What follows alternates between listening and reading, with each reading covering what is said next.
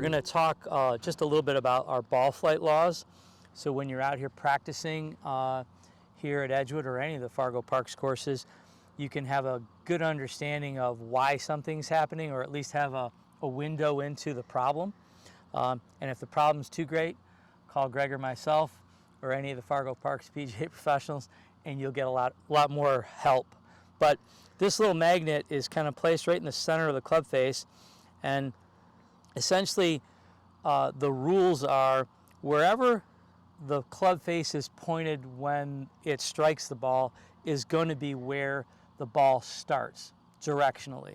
So if I'm aimed out at that basket and my club face is square, I'm going to hit a straight shot.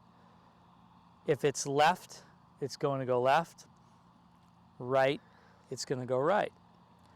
So we've got those three shots you can hit. But there's also, most of the people here ask us about curvature. What happens when the ball curves to the left or right? That is a function of, as the club is swinging to strike the golf ball, what angle or direction is it coming from? Is it coming from straight? Is it coming from, if for a right-handed golfer, from out to in or right to left? If that's the case, the ball is going to spin to the side or clockwise, and it's going to curve to the right. And so there are variations of that make up the ball flight law. So essentially, face is 3, curvature is the other 6. Does that make sense? Yep. And it's changed a little bit from when I started.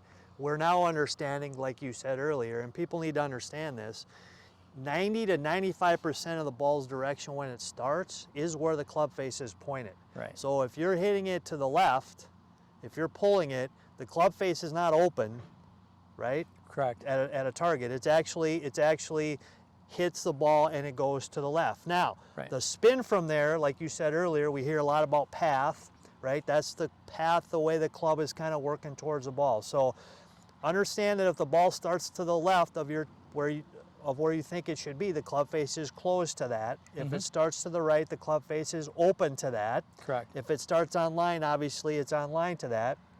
And then the curve that happens from there is based on your angle of attack and how the club path is going through the ball.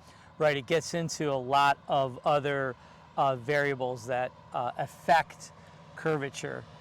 And by the way, these are all assuming that we're hitting it on the center of the club face, which for a lot of golfers, especially entry-level golfers, is a problem. So in essence, we're going to try to teach you to first how to hit the golf ball solidly in the center of the club face. Then we're going to teach you how to control the club face through grip and motion. If you have any questions that you'd like answered, or if you'd like to take some lessons here at beautiful Edgewood Golf Course, you can please contact us in the golf shop at 701-232-2884. You can follow us on Facebook, fargogolf.net, all those great social media accessibilities that we have in a great Fargo Park District Golf.